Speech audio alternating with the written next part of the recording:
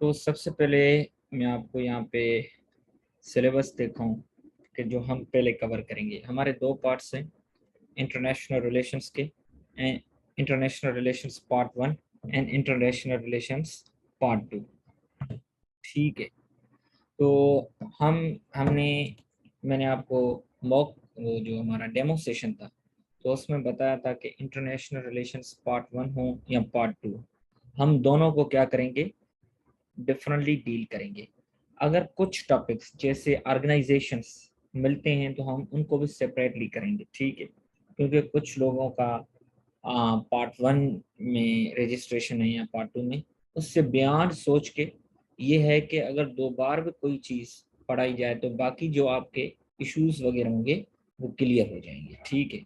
तो पार्ट 1 का और पार्ट 2 का एक दूसरे के ऊपर ऐसा कोई ओवरलैप नहीं है। ठीक है। तो पार्ट 2, अगर हम पार्ट 2 को देखें कि कुछ टॉपिक्स जैसे फॉरेन पॉलिसी है, पार्ट 1 में भी है, पार्ट 2 में भी है। बट फॉरेन पॉलिसी पार्ट 1 में हम उसको डिफरेंटली डील करेंगे और जो पार्ट 2 में है हम उसको डिफरेंटली डील करेंगे। वो कैसे? जैसे पार्ट 1 में फॉरेन पॉलिसी है कि उसमें हम देखेंगे कि उसके डिटर्मिनेंट्स कौन से हैं, फॉरेन पॉलिसी बनाई कैसे जाती है, फॉरेन पॉलिसी को कौन लोग बनाते हैं। ठीक है। और उसमें किन किन ऑर्गेनाइजेशंस के इनपुट लिए जाते हैं। ठीक है। बाकी पार्ट 2 में अगर हमने फॉरेन पॉलिसी को देखना है तो उसमें थोड़ा हम डिफरेंटली देखते हैं। कैसे? कि फॉरेन पॉलिसी बनी हुई कैसे है, उसके ऊपर क्रिटिसिज्म और उसको अच्छे तरीके से कैसे बनाया जा सकता है। तो मतलब पक्की पकाई चीज पे पार्ट 2 आता है।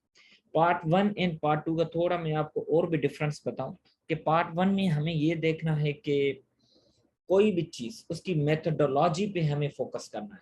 कोई भी चीज कैसे होती है, ठीक है, उसके पीछे कौन से फैक्टर्स होते हैं, हमने वहां पे थ्योरीज लगानी होती हैं, रियलिज्म, लिबरलिज्म और बाकी तमाम थ्योरीज हमने लगानी होती है। पार्ट 2 में हम देखते हैं कि ये जो बनी बनाई चीज है, ठीक है, इसका इम्पैक्ट क्या है, ठीक है, ये कैसे बनी है, उसके ऊपर हम थोड़ी क्रिटिसिज्म करेंगे और इसमें भी हम थ्योरीज अप्लाई करते हैं। बट जिस तरीके से हम थ्योरीज अप्लाई पार्ट 1 में करते हैं पार्ट 2 में नहीं करते। फ्रेंकली स्पीकिंग के पार्ट 1 में अगर आपने थ्योरीज के ऊपर ग्रिप कर ली तो तकरीबन आपका क्या हो जाएगा कि पार्ट 1 क्लियर हो जाएगा और पार्ट 2 के ऊपर आपने अगर उन थ्योरीज की आपने कर दी है तो आपको बड़ी हेल्प करेगा। तो सबसे पहले मैं आपको यहाँ पे, आज पहला सेशन है तो मैं ये नहीं चाहूंगा कि जल्दी में सेशन को एंड करूं। ठीक है। और जल्दी जल्दी हम सेशंस को वाइंड अप करें और आपको एट द एंड कुछ समझ में ना आए। तो मैं आपके साथ, ठीक है, इस सेशन के बयान इवन बयान योर एग्जाम, ये 2022 में आप बैठ रहे हैं, नहीं बैठ रहे, 2023 में बैठ रहे हैं, 24 में बैठ रहे हैं, कोई मसला नहीं, आई एम विथ यू। ठीक है। As a big brother, as a mentor, मैं आपके साथ हूँ। कहीं पे भी आपको डिफिकल्टी हो, मेरा मकसद ये है कि at the end of the session आपके इस पेपर के नोट्स बने हुए।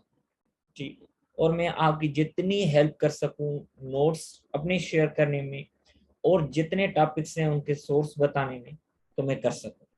तो आज हम क्या करेंगे, पार्ट 2 से स्टार्ट करेंगे। और ये नहीं समझना कि पार्ट 1 हम नहीं पढ़ा तो पार्ट 2 समझ में नहीं आएगा। बिल्कुल कंप्लीटली हम इसको डिफरेंटली डील करेंगे और आपको पेपर में भी इसको क्या करना है, डिफरेंटली डील करना है।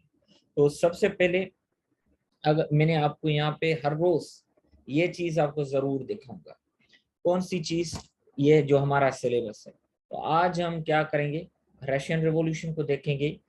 अगर हमें टाइम मिला तो आज फाशिज्म को भी हम देखेंगे। अदरवाइज कोई हमें पहले दिन पे जल्दबाजी नहीं है।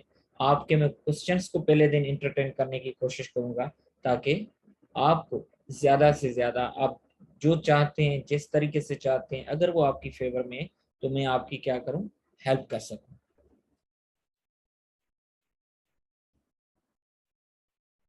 तो आगे चलते हैं। रशियन रिवॉल्यूशन के रिलेटेड इतने क्वेश्चंस नहीं आते बट फिर भी आते हैं। तो आपको क्या करना है कि हमने टॉपिक कोई नहीं छोड़ना, हमने टॉपिक सब करने हैं। फॉर एग्जांपल मैं आपको एक मिसाल दूं कि रशियन रिवॉल्यूशन 23 साल में 2000 से लेके 2023 तक 2 बार आया है, ठीक है। बट कोई और क्वेश्चन जैसे फॉरेन पॉलिसी है वो 7 बार आया है, और रशियन रिवॉल्यूशन 1 बार आया है 20 मार्क्स का, और ये जो फॉरेन पॉलिसी है वो 7 बार आया है 20-20 मार्क्स का। आप देखें कि ये 23 साल में रशियन रिवॉल्यूशन 20 मार्क्स का आया, वो 23 साल में 7 को अगर मल्टीप्लाई करें 20 से तो 140 टाइम्स आया। तो अगर आप इसका रेशो निकालेंगे तो 2:14 1:7 बनता। तो अगर आप 1 मिनट रशियन रिवॉल्यूशन को दें तो 7 मिनट आपने फॉरेन पॉलिसी को दें। कहने का मकसद कि अगर दोनों को एक टाइम देंगे तो आपकी स्ट्रेटेजी में फिला आ जाएगा। तो आपने ये नहीं करना, आपने पास पेपर्स को हेल्प लेनी है और उसके अकॉर्डिंग भी आपने अपने पेपर्स को, अपने सब्जेक्ट्स के नोट्स बनाने। और ये बिल्कुल भी ना सोचें कि हमने नोट्स नहीं बनाने, हमने अच्छे नोट्स बनाने, क्योंकि जब हम डिफरेंट बुक्स से स्टडी करेंगे तो जाहिर सी बात है हम अगर नहीं लिखेंगे, जो हमने 5 घंटे 6 7 8 घंटे लगा के टॉपिक को अंडरस्टैंड किया, जब हमें रिवीजन करनी होगी तो हम वो अगर टॉपिक बनाया हुआ होगा तो हम आधे घंटे में, पौने घंटे में, घंटे 2 में हम पूरा करें। अगर हमने नोट्स नहीं बनाया होगा तो फिर हमारे 4-5 घंटे अगेन जाया हो जाएंगे। तो आज हम रशियन रिवॉल्यूशन को पहले देख रहे हैं। तो रशियन रिवॉल्यूशन को आपने कहाँ से करना है वो मैं आपको आखिर में बताऊंगा, ठीक है।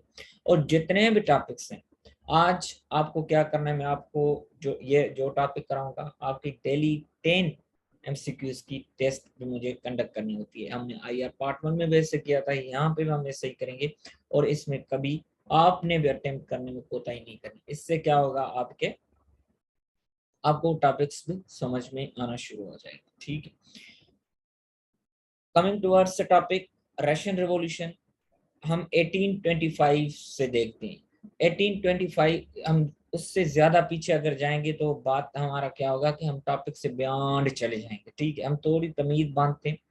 1825 में क्या होता है कि जार की डेथ होती है। उस वक्त इनको जार कहते थे, उनका टाइटल होता था। उस वक्त जो जार था वो था अलेक्जेंडर वन, ठीक है।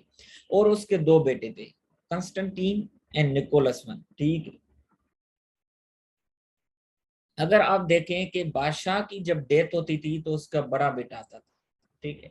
और बादशाह जो होते थे अपनी ब्लड की प्यूरिटी पे बहुत यकीन रखते थे कि हमारे खानदान का हमारा वारिस वो ही बनेगा।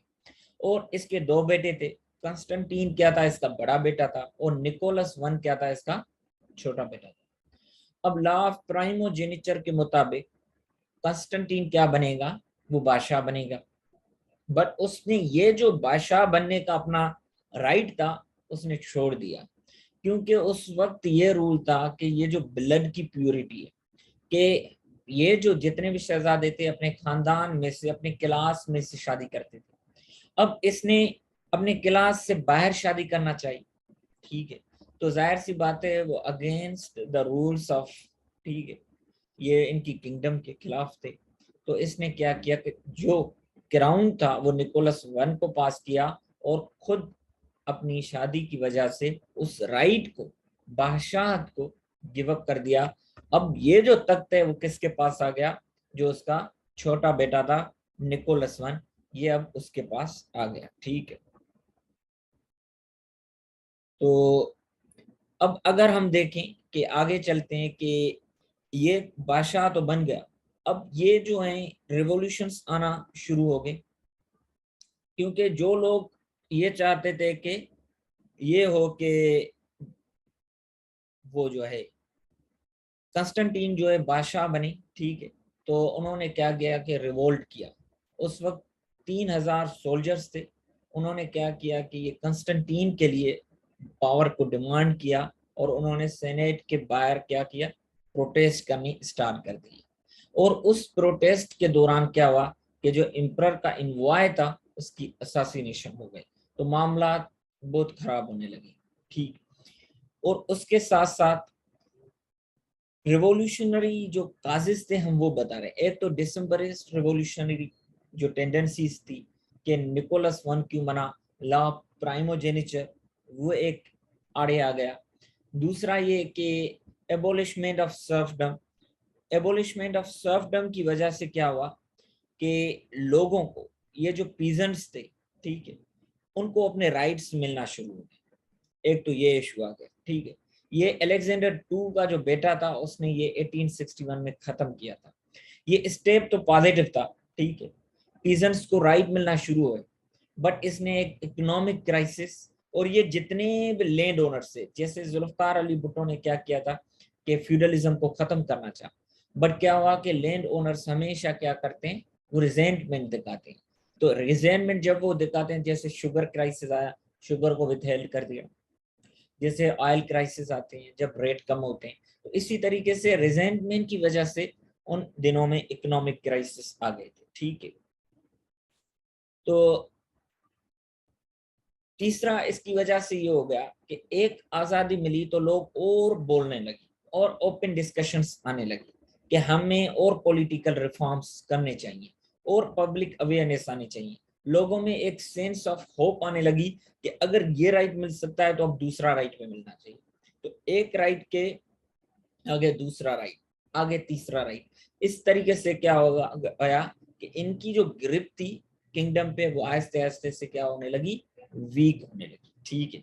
और इस तरीके से पीजेंट्स को अपने राइट्स का के बारे में लोग आगाह करते गए, एक इंटेलेक्चुअल करंट शुरू हो गई, और ज्यादा से ज्यादा वो क्या करने लगे, अब राइट्स को डिमांड करने लगे। तीसरा, अब जैसे ही पॉलिटिकल रिफॉर्म्स आने शुरू हो गए तो होस्ट ऑफ ऑर्गेनाइजेशंस थे, उन होस्ट ऑफ ऑर्गेनाइजेशंस ने क्या किया कि 1860s एंड 1870s के दौर में अवेयरनेस क्रिएट करना शुरू किया, और कॉन्स्टिट्यूशन को के बनना चाहिए, ठीक है, और सोशलिस्ट वैल्यूज रशा में आने चाहिए, उनको प्रमोट करने लगे वो ऑर्गेनाइजेशंस, ठीक है। तो उसके साथ साथ सीरीज ऑफ असैसिनेशन अटेम्प्ट्स मुख्तलिफ ऑर्गेनाइजेशंस जो मिलिटेंट ऑर्गेनाइजेशंस थी उन्होंने शुरू किए, और जार को 1881 में उसको अलेक्जेंडर टू को खत्म कर दिया। और इसी तरीके से 1894 में अलेक्जेंडर थ्री पे अटैक हुआ और उसको इन्होंने असैसिनेट किया। तो मतलब ये रिवोल्यूशनरी टेंडेंसीज क्या थी, ये बहुत खतरनाक होने लगी। उसके बाद आता है ये आहिस्ते आहिस्ते से डेवलपमेंट, अब देख रहे हैं 1825 से। उसके बाद 1905 में जनवरी 22 पे एक प्रोटेस्ट होता है। इंपीरियल गार्ड्स क्या करते हैं, वो कंफ्यूज हो जाते हैं, और जैसे ही ये पीसफुल वर्कर्स हैं, ये सेंट पीटर्सबर्ग जो विंटर पैलेस था बादशाह का उसकी तरफ मार्च करते हैं, तो एक पैनिक क्रिएट हो जाती है इंपीरियल गार्ड्स के अंदर। उस पैनिक के चक्कर में ये क्या करते हैं कि फायर ओपन करते हैं, उसमें 100 से ज्यादा जो पीसफुल वर्कर्स थे उनकी डेथ हो जाती है। अनफॉर्चुनेटली जैसे अरशद शरीफ की असैसिनेशन हुई है तो एक लोगों के अंदर रिजेंटमेंट आई है, तो इसी तरीके से जैसे मॉडल टाउन का इशू था, लोगों के अंदर रिजेंटमेंट आई, तो ये क्या करते हैं, बिल्डअप करते हैं रिजेंटमेंट को। एक से एक इवेंट क्या करता है, एक जो लोगों का सबर का पैमाना है वो लबरेज होता जाता है। तो ये जो 100 लोगों की डेथ थी, एक इसने भी रेवोल्यूशनरी टेंडेंसीज, वर्कर्स स्ट्राइक पे चले गए, पीजेंट्स जो है वो नाफरमानियों पे आने लगे, स्टूडेंट राइट्स हमेशा रेवोल्यूशनरी टेंडेंसीज में आगे आगे होते हैं। मिलिट्री आहिस्ते आहिस्ते म्यूटिनी करने लगी जब उनको लगा कि ये तो हमारे लोग हैं, हम इनके ऊपर कैसे फायर करें, ठीक है। आर्मी हमेशा ताकतवर तभी होती है जब उनको लोगों की सपोर्ट होती है, जब लोगों की सपोर्ट खो दे तो वो क्या ताकतवर होगी। और पॉलिटिकल असैसिनेशंस शुरू होने लगे, जैसे 1881 में, 1894 में, उसके बाद। और उसके साथ साथ पॉलिटिकल पार्टीज का एक इमरजेंस शुरू हो गया, मेंशेविक आगे आगे, ठीक है, और इनको ये जूलियस मार्टव हेड कर रहा था, और बोल्शेविक हो उनको व्लादिमीर लेनिन जो आगे बोल्शेविक ने एक अच्छा रेवोल्यूशन क्रिएट किया।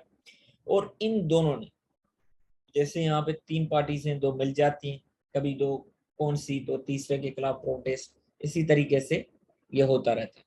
तो वो दो पार्टीज मेंशेविक एंड बोल्शेविक, इन्होंने क्या किया कि मिल गए, और इन दोनों ने डिथ्रोनिंग ऑफ जार, जार को ये किया, कहा कि आप डिथ्रोन करें, किंगडम से आप नीचे आ जाएं, तो फिर जो है हम रशिया को, यूएसएसआर को आगे ले चलेंगे। अब आते हैं फुल फ्लेज रिवॉल्यूशन की तरफ। रिवॉल्यूशन के दो फेजेस थे। एक फेज ये था कि फरवरी रिवॉल्यूशन, दूसरा ये था कि अक्टूबर रिवॉल्यूशन। एक फरवरी में आया, दूसरा अक्टूबर में आया। इसकी जो डेट्स हैं थोड़ी डिफरेंट है, वो मैं आपको बताता हूँ। मार्च 8 1917, मार्च 8 1917 वुमेन्स डे। मार्च 8 आपको तो पता ही। तो अगर हम जूलियन कैलेंडर के मुताबिक चलें तो ये फरवरी 23 होता है। तो कहने का मकसद ये है कि तभी इसको फरवरी रिवॉल्यूशन कहते हैं। आप देखें यहाँ पे ये इस दिन पे मार्च 8 के मुताबिक जो आजकल कैलेंडर है, जॉर्जियन कैलेंडर है, उसके मुताबिक 90 उस दिन पे 90,000 women protested against the tsar on the streets of Russia. ये औरतें स्लोगन्स को रेज करने लगी, bread bread bread, down the autocracy, stop the war. क्योंकि उस दिनों में वर्ल्ड वार 1 थी, उनके मर्द हजरात बाहर जंगों पे थे, औरतें क्या कर रही थी, उनकी मिजरेबल कंडीशंस थी, इकोनॉमिक क्राइसिस लाइक सिचुएशंस थी। तो वो बिल्कुल फ्रस्ट्रेटेड थी फैमिलीज। तो वो चेंज डिमांड कर रही थी। जैसे इस वक्त इस कंट्री में या ईरान में या मुख्तलिफ और कंट्रीज में लोग क्या करते हैं, चेंज डिमांड कर रहे हैं। तो इस वजह से ये चीज आगे होने लगी। तो आहिस्ता आहिस्ता से लोग भी इनको ज्वाइन करने लगे। ठीक है, इस तरीके से पेट्रोग्रेड जो इनका सिटी था वो शट डाउन हो गया। ट्रूप्स ने क्या कर दिया, वो अगेन अगेन पैनिक हो गए और उन्होंने फायर ओपन कर दिया। और कई प्रोटेस्टर्स, ठीक है, जो पीसफुल थे, उनको इन्होंने हलाक कर दिया।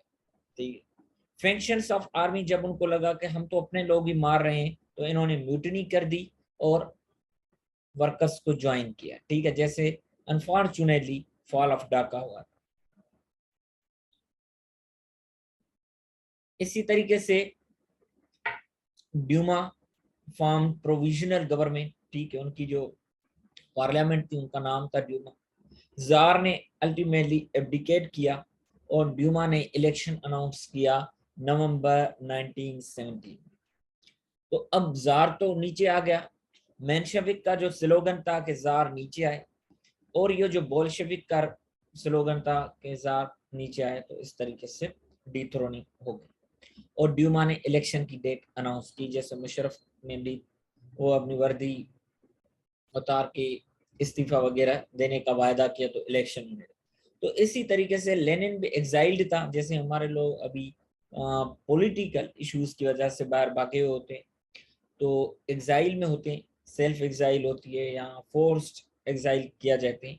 तो इसी तरीके से लेनिन भी क्या किया कि जब उसको पता लगा कि अब सिचुएशन डिफरेंट है, तो थर्ड अप्रैल को 1970, आप देखें वर्ल्ड वार 1 चल रही है इस दौर में, तो कितनी पैनिक वाली सिचुएशन होती है।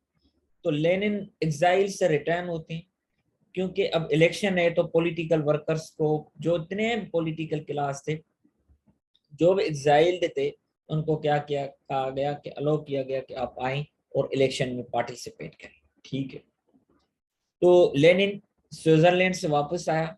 ठीक है, बट ये जो ड्यूमा ने प्रोविजनल गवर्नमेंट बनाई थी, उसने इसको रिजेक्ट कर दिया और इसने कहा कि हम न्यू रिवॉल्यूशन की शुरुआत की जाए। ये जो फरवरी रिवॉल्यूशन के बाद इसने एक नया रिवॉल्यूशन डिमांड किया, और नवंबर 6 और 7, जिसको अक्टूबर 24 और 25, ठीक है, ये जूलियन कैलेंडर अक्टूबर 24 और 25 के मुताबिक, मतलब कि तभी इसको हम अक्टूबर रिवॉल्यूशन कहते हैं। ठीक है, तो इस डेट को अगर जॉर्जियन कैलेंडर के मुताबिक देखें तो ये डेट्स हैं जो आजकल है। प्रोविजनल गवर्नमेंट जो हमारे असेंबलीज थी बुर्जुआजी क्लास की, अगर हम टर्म्स देखें, एक प्रोलिटेरिएट वर्कर क्लास होता है, एक बुर्जुआजी जो अपर क्लास होता है, ठीक है, जो रूलिंग एलीट होते हैं, उनको ये कहते हैं। ठीक है, तो लेनिन ने क्या किया कि डायरेक्ट रूल का स्लोगन रेज किया कि काउंसिल ऑफ सोल्जर्स होंगे, पीजेंट्स होंगे, वर्कर्स बन गए, मतलब सोशलिस्ट जो स्लोगन था उसका। ठीक है, इन्होंने आहिस्ते आहिस्ते तरीके से क्या किया, जैसे फरवरी रिवॉल्यूशन में था, इसी तरीके से अक्टूबर रिवॉल्यूशन में अगेन पेट्रोग्रेड पे कंट्रोल कर दिया। February revolution against the tsar था, October revolution against the provisional government थी। जार तो उतर चुका था, अब क्या जरूरत थी कि रिवॉल्यूशन की, तो अब ये थी कि ये प्रोविजनल गवर्नमेंट भी हमें नहीं चाहिए। ठीक है, तो अदर सिटीज पे भी कंट्रोल करने लगे। इनका जो तरीकेकार था कंट्रोल करने का कि लोकल जो इतनी भी शहरों में इन्होंने कहा कि निकलना है, जितनी लोकल ऑफिस थी, ठीक है, स्टेशन जैसे यहाँ पे हैं यूनियन काउंसिल्स की ऑफिस, उस वक्त गवर्नमेंट की ऑफिस, कहा के लोगों को कि आप कब्जा करें उन पे। ठीक है, इसी तरीके से इन्होंने क्या किया कि कंट्रोल हासिल करना स्टार्ट कर दिया।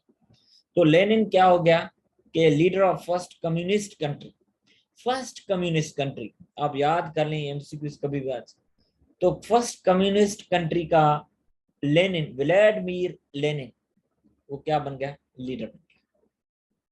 तो हमने जितने भी पीछे काजिस पढ़े, तो एक तो वो काजिस हो गए, जितनी भी डेवलपमेंट थी वो काजिस ही थे, बट और भी हम थोड़े स्पेसिफिक काजिस पढ़ते हैं कि रशियन रेवोल्यूशन के काजिस कौन से हैं।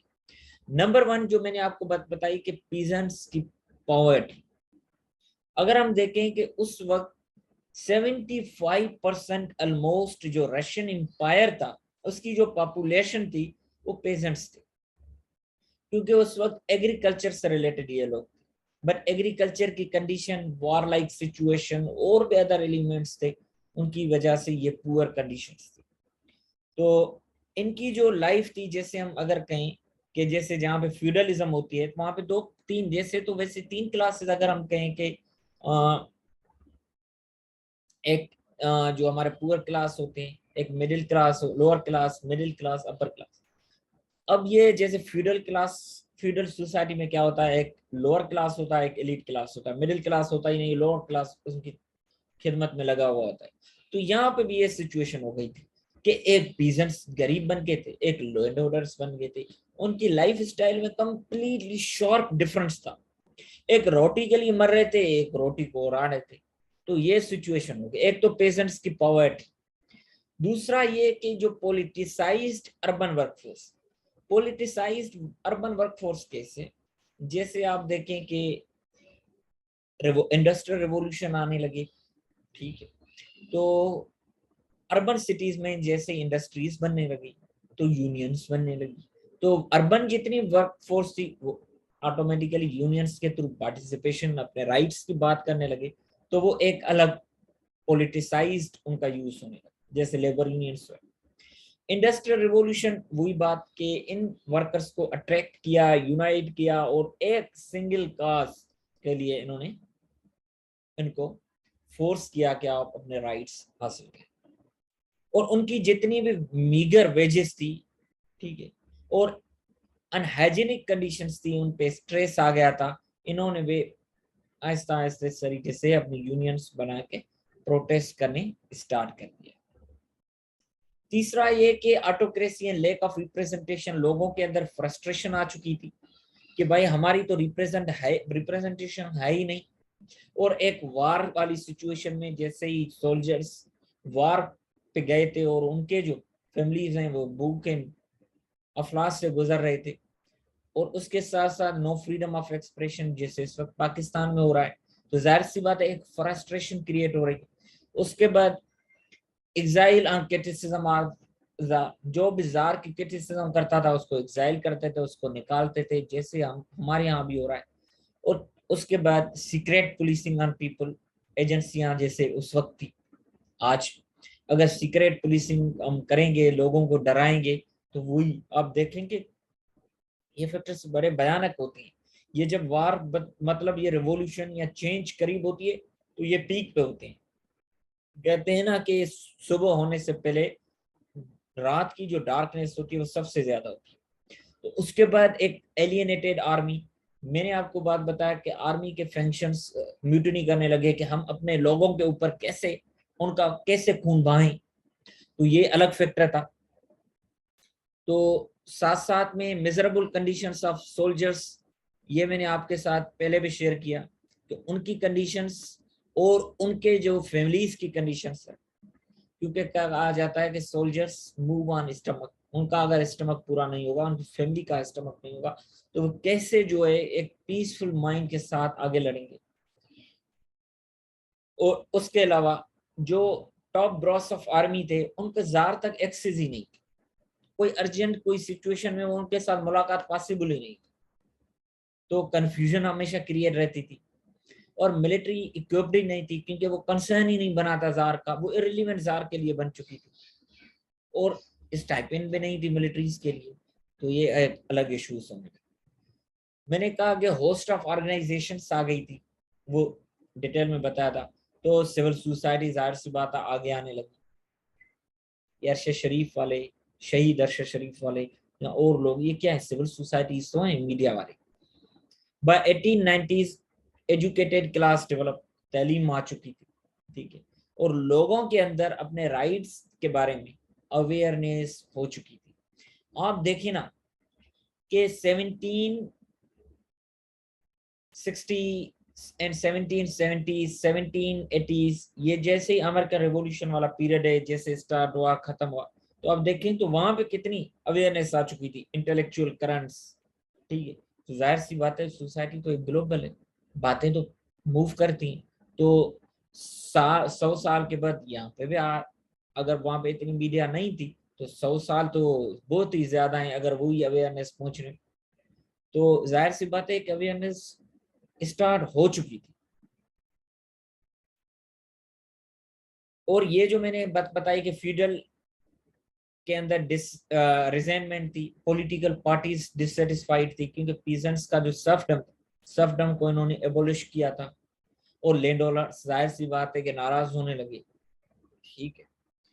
और वर्ल्ड वॉर 1 उसने एक अलग ही मिजरेबल सिचुएशन क्रिएट की हुई थी, ठीक है। सारे इकोनॉमिक रिसोर्सेज वहां पे स्पेंड हो रहे थे, मिलिट्री वहां पे एंगेज थी, उनकी फैमिलीज को लाशें मिल रही थी, तो जार का पूरा फोकस वार पे था, तो जाहिर सी बात है इंटरनल टर्माइल होने लगी थी। जाहिर सी बात है इसके काजेज हैं, तो इम्पैक्ट भी होंगे, तो हम देखते हैं कि पॉलिटिकल इम्पैक्ट्स भी थे। जाहिर सी बात है एक टोटल डिफरेंट आइडियोलॉजिकल एक मॉडल आ गया, कम्युनिस्ट मॉडल आ गया, कि पीजेंट्स, वर्कर्स, ठीक है, वो क्या करेंगे, सोल्जर्स वो कंट्री को गवर्न करेंगे। कम्युनिज्म की थ्योरी को हम वैसे पढ़ेंगे पार्ट 1 में।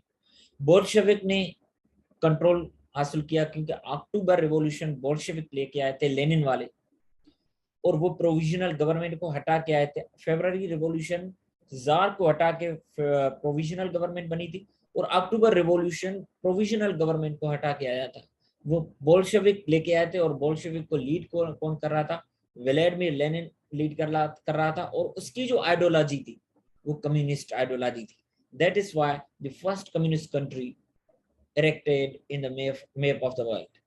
डिवीजन क्रिएट, जाहिर सी बात है जब रिवॉल्यूशन आता है ना, ये एक बात जहन में रख लें, जब रिवॉल्यूशन आता है तो सिविल वार हो जाती है, एग्जैक्ट अपोज, मतलब उसके इमीडिएट में। आप वहां पे देखें, अमेरिका में देखें, पूरी दुनिया का रिवॉल्यूशन देखें, हर जगह पे रिवॉल्यूशन के बाद सिविल वार आती है, क्योंकि 2-3 फैक्शंस डिफरेंट होते हैं, वो भी पावर एक पहले यूनाइटेड होते हैं अगेंस्ट द रूलिंग एलीट, जब वो हट जाता है तो एक दूसरे के साथ फिर स्ट्रगल करने लगते हैं, ठीक है। और कम्युनिज्म एंड कैपिटलिज्म का डिफरेंस आने लगा, क्योंकि ये अगेंस्ट द कैपिटलिज्म एक डिफरेंट आइडियोलॉजी लेके आए थे, और इस तरीके से फाशिज्म के लिए स्पेस क्रिएट होने लगी। फाशिज्म क्या है वो हमारा इमीडिएट टॉपिक है, वो आज नहीं तो फिर हम कल उसको डिटेल में पढ़ेंगे। एनिमोसिटी इंक्रीज होने लगी, ठीक है, कैसे कि रशिया को ग्लोबल पॉलिटिक्स में, रशिया को लीग ऑफ नेशंस में मेंबरशिप नहीं थी। जब हम लीग ऑफ नेशंस के फेल्यूर्स को पढ़ेंगे, यहाँ पे भी पार्ट 1 में भी पार्ट 2 में भी, इस वक्त पार्ट 2 करें तो यहाँ पे पढ़ेंगे। जब भी हम लीग ऑफ नेशंस के फेल्यूर में पढ़ेंगे तो ये भी करेंगे कि रशिया को मेंबरशिप नहीं दी गई थी, it is also one of the factors, ठीक है, that occluded the progress of league of nation. उसके बाद आ गए इकोनॉमिक इम्पैक्ट्स। आहिस्ते आहिस्ते जाहिर सी बात है पेजेंट्स, ये जो हमारे वर्कर्स थे, उन सोल्जर्स थे, उनके नाम पे रिवॉल्यूशन आया था, तो लैंड रिफॉर्म्स इन्होंने इंट्रोड्यूस किए। और ये एक कम्युनिस्ट आइडियोलॉजी लेके आए थे। तो कम्युनिज्म क्या करती है, नेशनलाइजेशन, एक होता है प्राइवेटाइजेशन, एक होता है नेशनलाइजेशन। कैपिटलिज्म प्राइवेटाइजेशन को प्रमोट करती है और ये कम्युनिज्म नेशनलाइजेशन। सोशलिज्म में नेशनलाइजेशन में थोड़ा फर्क है। तो कम्युनिज्म में ये क्या कहते हैं कि ईच एंड एवरीथिंग को आपने नेशनलाइज करना है। सोशलिज्म कहती है सिर्फ बिग इंडस्ट्रीज को, पर स्मॉल इंडस्ट्रीज को या जो प्राइवेट निचली लेवल पे सेक्टर है उसको आप प्राइवेट ही रहने दें, ठीक है, आपके छोटे मोटे जो कारोबार है। बाकी जैसे स्टील मिल, PILI, ये सरकारी होने चाहिए। ये जो कम्युनिज्म है वो कहती है हर चीज को आपने नेशनलाइज करना है, ठीक है। वो तो मतलब ये मुझे पता लगे कि मैं कोई प्राइवेट चीज ओन ही नहीं कर सकता तो मैं क्यों स्ट्रगल करूंगा, ठीक है। और मुझे पता लगे कि मैं सेशन पर आने का मुझे कोई इंसेंटिव नहीं है, तो फॉर एग्जाम्पल, तो जाहिर सी बात है मैं क्यों इस वक्त एक फील्ड से पहुंच के जूम परचेस करके आपका क्लास लूंगा। जाहिर सी बात है एक इंसेंटिव होता है जो लोगों को मोटिवेट करता है, ठीक है। आपको ये इंसेंटिव है कि हम पढ़ेंगे तो हो सकता है CS में हेल्प हो जाए और हमारी अच्छे तरीके से प्रिपरेशन हो जाए। जाहिर सी बात है जब इंसेंटिव होगा तभी वादा उसके लिए डिजायर करता है। तो हम end of history and last में इस पार्ट 2 में पढ़ेंगे, तो बहुत इंटरेस्टिंग थ्योरी है। तो उसमें हम पढ़ेंगे कि ये इस डिजायर के बारे में। Fight between red army and white army left the economy in ruins. जाहिर सी बात है दो अपोजिट हो गए, ग्रुप्स आ गए, एक रेड आर्मी वाले एक व्हाइट आर्मी वाले, तो एक सिविल वॉर सिचुएशन होने लगा। सोशल इम्पैक्ट हमने सब innings, political, economic and social. Political social impacts में अगर आप देखें तो ये है कि जो रेड एंड व्हाइट्स थे इनके बीच में क्या होने लगी, सिविल वॉर शुरू होने लगी। और उसके पॉजिटिव इम्पैक्ट अगर हम देखें तो इस रिवॉल्यूशन का कि 8 आवर वर्किंग डे होने लगा। पहले कोई वर्किंग क्राइटेरिया नहीं थी कि कितने आवर वर्क करेंगे daily. Free universal health care तो ऑल सिटीजन्स मिलने लगा। तो ये चीजें भी फायदे में होने लगी थी, ठीक है। तो कुछ फायदे भी हैं, कुछ नुकसान भी हैं। वुमेन को, जो औरतों को है, हमेशा कॉन्टेक्स्ट में तो वुमेन्स को इम्पोर्टेंस दे, क्योंकि 21st सेंचुरी में वुमेन के लिए भी ये कहा जाता है कि अप्रेस्ड रही हैं। तो वुमेन ने बिल्कुल वैसे कुर्बानियां दी हुई हैं, तो आपने उनको भी, उनके लिए भी अच्छे तरीके से अपने पेपर में स्पेस रखनी है, ठीक है। तो उसके अलावा राइट टू डिवोर्स उनको मिलने लगा। मैटरनिटी लीव सबसे अहम, right to divorce, maternity leave, abortion rights, ये कंट्रोवर्शियल है आज के दौर में भी, और वोटिंग राइट। ये तीन जो हैं, right to divorce, maternity leave, voting rights, ये तो किसी दौर में भी कंट्रोवर्शियल नहीं रहे। तो एबॉर्शन राइट उनको मिले थे, वो आज कंट्रोवर्शियल।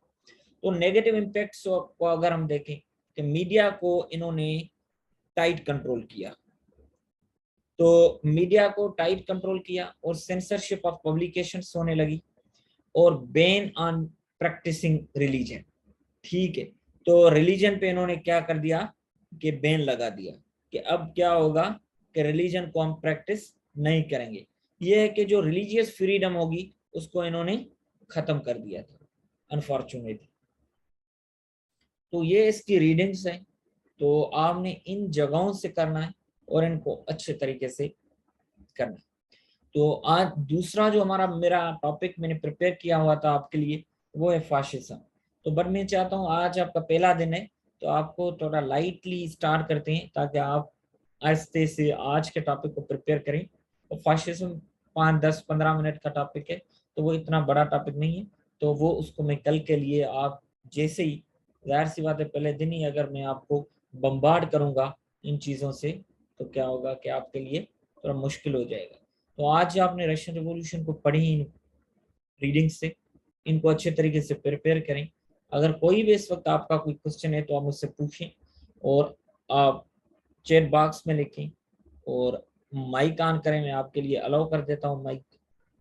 और बाकी इंशाल्लाह जैसे ही हमारा पूरा स्केड्यूल है उसके हिसाब से क्लासेस आगे चलेंगी जी।